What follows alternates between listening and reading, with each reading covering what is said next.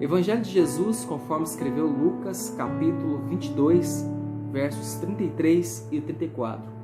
Jesus prediz a Pedro que Pedro haveria de negá-lo e que o galo não cantaria até que Pedro fizesse isso 3 vezes.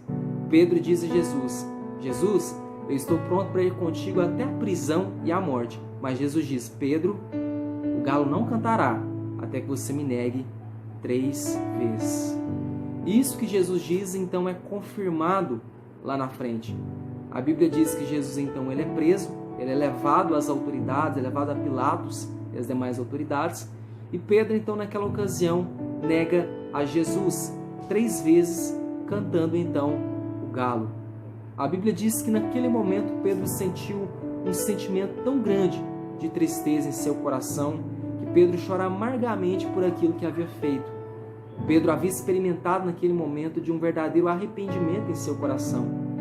Talvez Pedro naquele momento se sentisse a pior pessoa do mundo. Sabe quando você faz alguma coisa você fica se sentindo a pior pessoa do mundo quando você faz aquilo? Talvez esse fosse o sentimento de Pedro, se sentindo a pior pessoa do mundo. Talvez se sentindo indigno. Talvez se sentindo indigno de ser chamado de discípulo de Jesus. Espera aí, como posso eu ser chamado de discípulo de Jesus se eu o neguei? Se eu o rejeitei? Se vindo o medo da morte eu o rejeitei, eu o neguei? Talvez esse fosse o sentimento de Pedro em seu coração. Pedro estava olhando apenas para o seu erro. Pedro estava olhando apenas para a sua falha. Talvez Pedro naquele momento estivesse sentindo-se até mesmo incapaz. E esse sentimento continua com Pedro e nós podemos perceber isso lá na frente.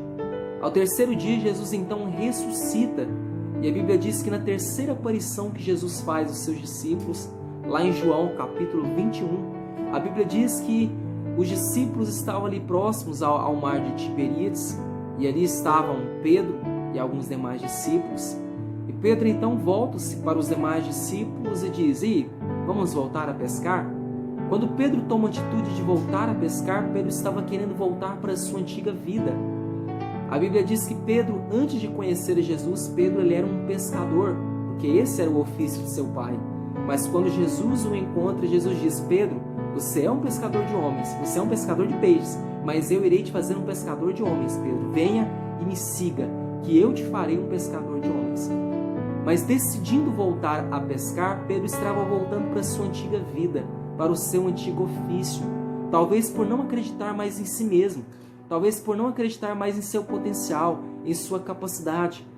Jesus havia dado uma ordem aos seus discípulos. E a ordem que Jesus disse é: olha, meus filhos, agora vocês vão e preguem o evangelho a toda criatura, começando de Jerusalém e indo por todo o mundo. Mas talvez Pedro se sentisse incapaz de fazer algo por Jesus. Mas espere aí, eu não posso fazer algo por Jesus. Eu não posso fazer algo pelo reino de Deus. Se eu errei, se eu falhei. Pedro estava tomado por um sentimento de decepção, decepcionado consigo mesmo, por aquilo que havia feito. Mas sabe o que é interessante nessa história? Em João capítulo 21, que Jesus, embora Pedro não acreditasse em si mesmo, existia alguém que continuava acreditando em Pedro. Jesus continuava acreditando em Pedro. A única pergunta que Jesus faz para Pedro é: Jesus não perguntou para Pedro: Pedro, por que você me traiu? Pedro, por que você me negou, Pedro, naquela ocasião? Jesus não pergunta isso para Pedro. Talvez Pedro quisesse se justificar com Jesus: Senhor, eu fiz aquilo por isso ou por aquilo. Mas Jesus não queria justificações de Pedro. Jesus só faz uma única pergunta para Pedro: Pedro, você me ama? Pedro, você me ama?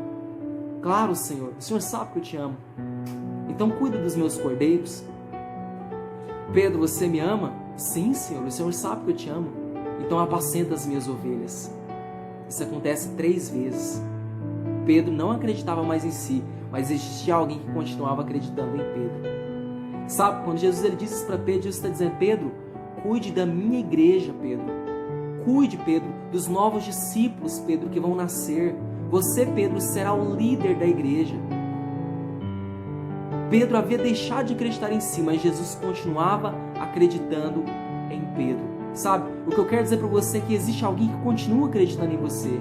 Existe alguém que, embora você erre às vezes, embora você falhe às vezes, existe alguém que o relacionamento dele com você não é determinado pelos seus erros, mas o relacionamento dele com você é baseado no seu amor e no amor dele por você. Você me ama? cuide da minha igreja, Pedro, cuide da minha igreja. E nós percebemos que Pedro então decide viver baseado nisso que Jesus diz. E Pedro, em Atos dos Apóstolos, Pedro se levanta como um grande líder da igreja. A Bíblia diz que Pedro se levanta ali no meio dos discípulos e prega uma multidão, e naquela multidão mais de 3.000 pessoas foram convertidas. Pedro se torna um homem cheio do Espírito Santo, cheio de Deus, um homem que não se deixou levar pelos seus erros, mas que recebeu o perdão de Jesus. Reconheceu que o perdão de Jesus era o melhor, ele era o principal para a sua vida.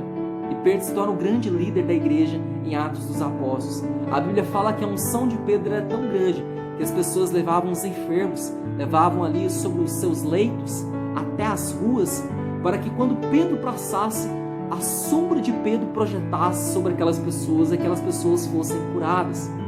Algo que eu quero dizer para você e algo que eu aprendo com Pedro é: aprenda a lidar com os seus erros. Não deixe os seus erros te parar. Você às vezes vai errar, você às vezes vai falhar, mas não deixe esses erros te impedir de viver uma vida com Jesus, uma vida com Deus. Receba o perdão, aceite ser perdoado por Jesus. Você me ama? Então grandes são as coisas que eu tenho para você. Você me ama? Então grandes são as coisas que eu tenho para você. Amém? Fique na paz.